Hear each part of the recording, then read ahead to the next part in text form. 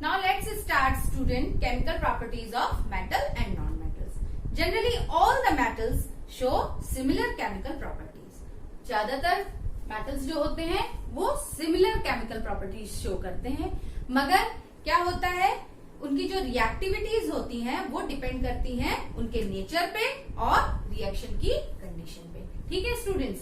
Now metals are different from non-metals depending upon their chemical reactivities. और metals और non-metals किस तरीके से एक दूसरे से डिफरेंट होते हैं?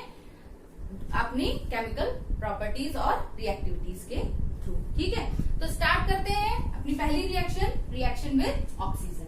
So let's see what happens when metals react with oxygen. Metals react with oxygen to form metal oxide which are basic in nature. तो मेटल जब ऑक्सीजन के साथ रिएक्ट करते हैं तो वो क्या देते हैं? मेटल ऑक्साइड फॉर्म करते हैं जो कि किस नेचर के होते हैं? बेसिक नेचर के होते हैं. ठीक है, बेसिक मतलब एसिडिक और बेसिक, वो बेसिक नेचर के होते हैं. ठीक है, जैसे सपोज मेटल है ये कोई, प्लस O2 यानी कि ऑक्सीजन, रिएक्शन हुई और क्या बनाया? MO यानी कि metal oxide. Right. This metal oxide is basic in nature. अब ये कैसे होती है बेसिक नेचर में, ये हम लोग आगे पढ़ेंगे. ठीक है, इसी तरीके से हम लोग कुछ एग्जाम्पल लेते हैं मेटल के.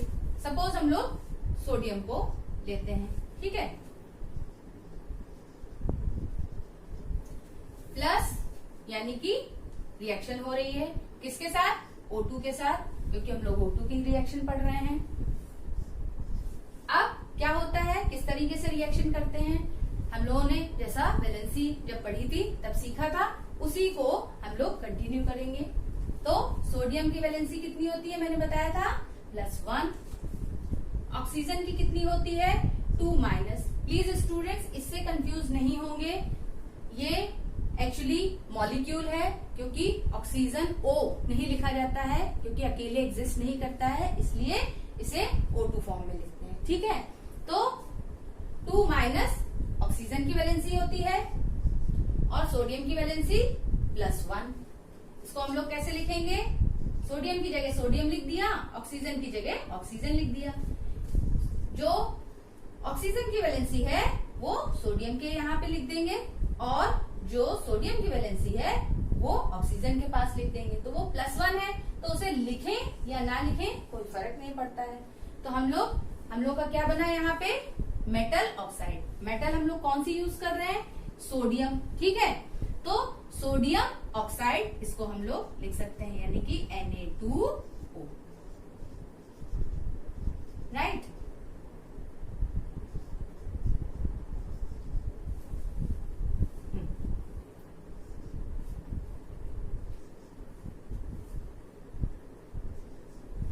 ये एक्चुअली हम लोगों ने रिएक्शन को बैलेंस किया. ठीक है, बैलेंसिंग रिएक्शन की आप लोग हायर क्लासेस में पढ़ेंगे.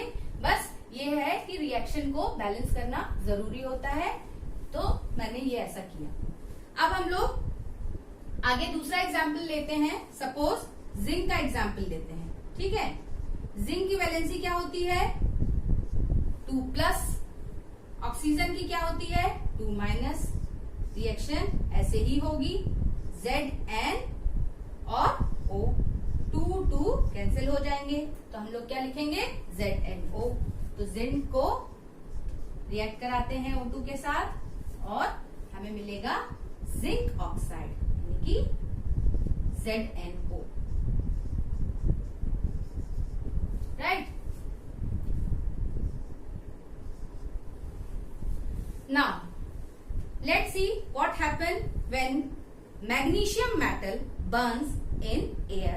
It combines with air, oxygen to form magnesium oxide. अब अगर हम लोग एक एग्जाम्पल लेते हैं मैग्नीशियम का. ठीक है, और उसको ऑक्सीजन के साथ कंबाइन करते हैं तो क्या हमको मिलेगा? MgO. क्यों ऐसा होगा?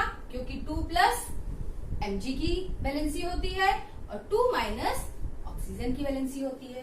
वैसे ही क्रिस क्रॉस करेंगे और क्रिस क्रॉस करने के बाद हम लोगों को 2 आ जाएगा दोनों के उसमें, तो 2 कैंसिल कर देंगे और हम लोग क्या लिख सकते हैं MgO यानी कि मैग्नीशियम ऑक्साइड, राइट।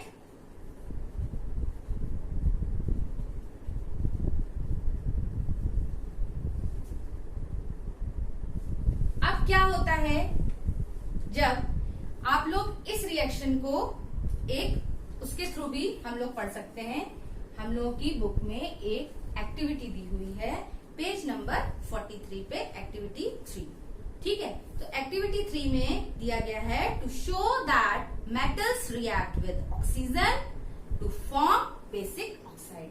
तो मेटल्स जब ऑक्सीजन के साथ रिएक्ट करते हैं तो वो क्या देते हैं, ऑक्साइड देते हैं, जो कि बेसिक होते हैं नेचर में।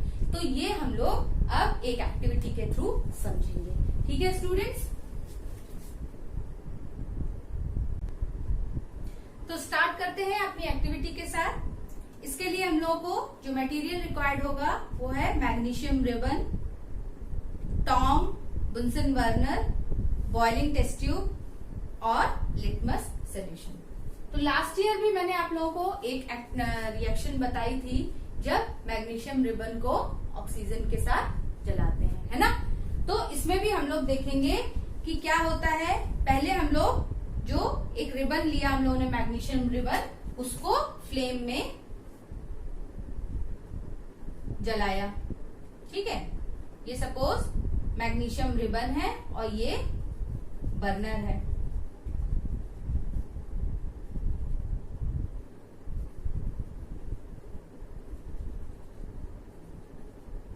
राइट। इसको जब जलाया तो ये क्या हुआ कि ये रिबन जल गया।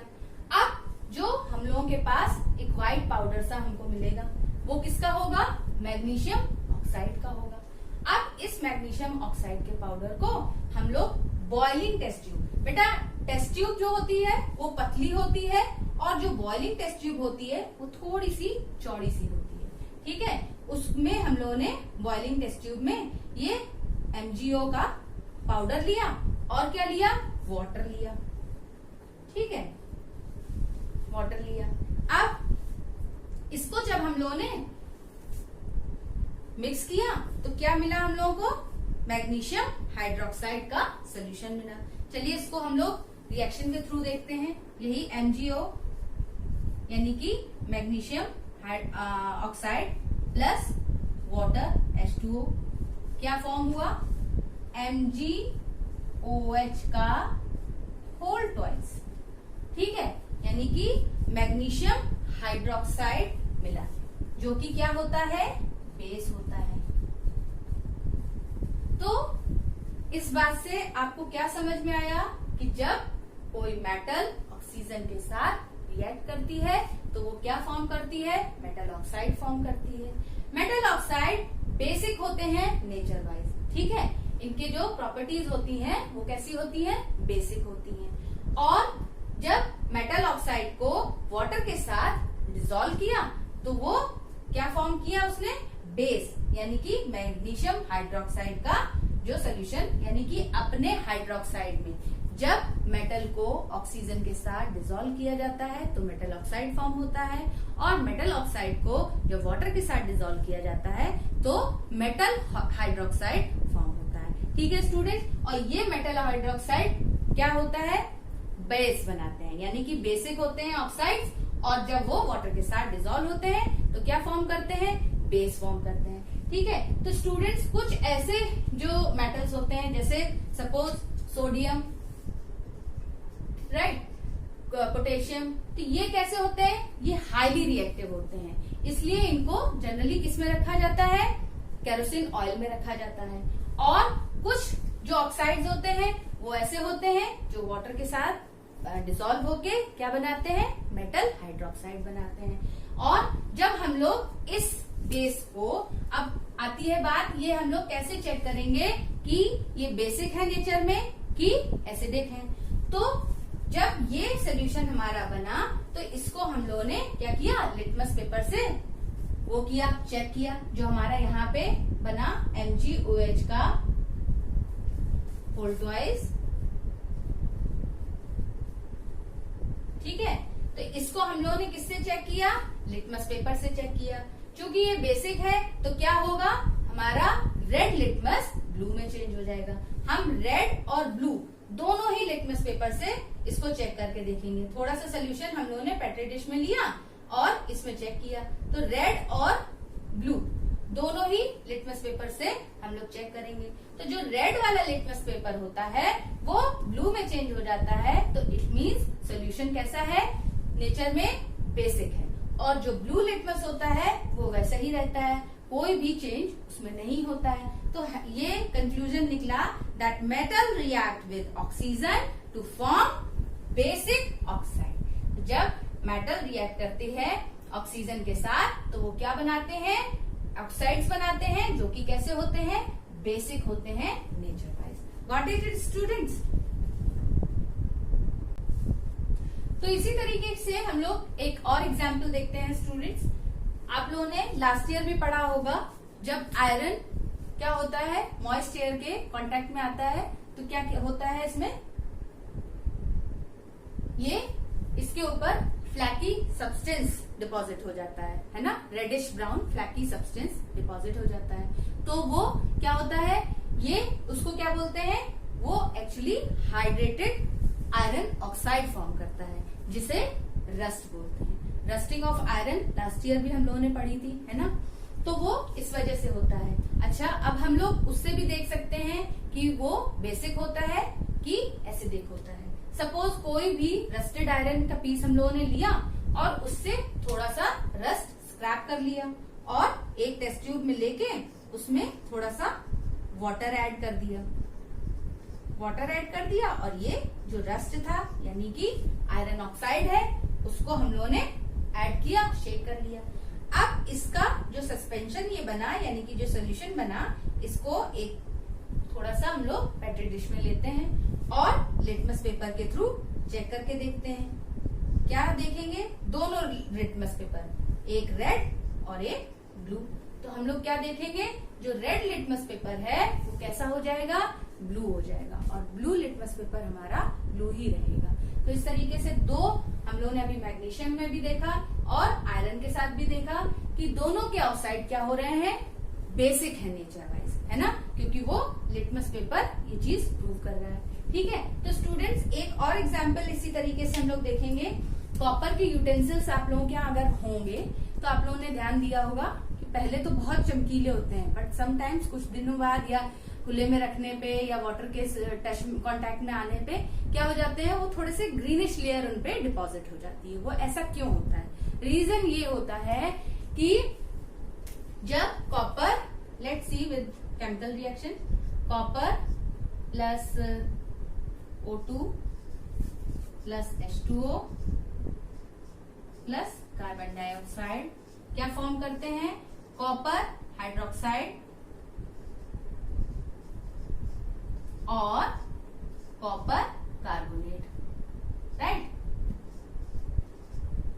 ये जो कॉपर कार्बोनेट और कॉपर हाइड्रोक्साइड की जो लेयर होती है, यही ग्रीनिश लेयर होती है जो कि ऑब्जेक्ट के ऊपर डिपॉजिट हो जाती है। तो ये है कॉपर हाइड्रोक्साइड और ये है copper carbonate.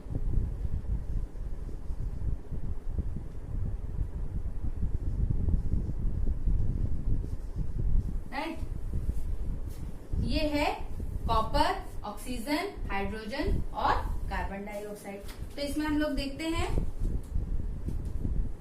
when a copper object remains in damp air,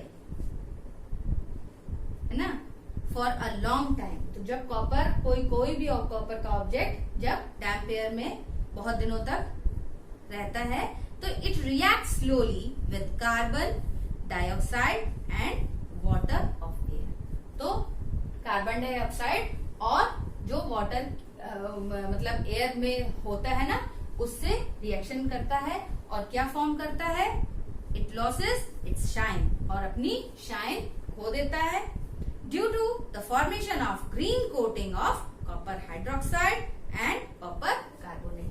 due to the formation of copper hydroxide and copper carbonate, right. यही ग्रीन कोटिंग होती है जो कि ऑब्जेक्ट के ऊपर डिपॉजिट हो जाती है। नाउ ये चीज क्लियर हो गई स्टूडेंट्स कि जब ये भी हाइड्रोक्साइड यानी कि बेस, तो ये चीज क्लियर हो गई कि कोई भी मेटल जब ऑक्सीजन के साथ रिएक्ट करती है तो क्या फॉर्म करती है, ऑक्साइड्स फॉर्म करती है, अपने मेटल ऑक्साइड फॉर्म करती है। और ये मेटल ऑक्साइड्स जो होते हैं they are basic in nature. और जब मेटल ऑक्साइड को वाटर के साथ डिसॉल्व किया जाता है तो वो क्या बनता है, मेटल हाइड्रोक्साइड फॉर्म करते हैं, है ना, यानी कि बेस फॉर्म करते हैं। Got it student?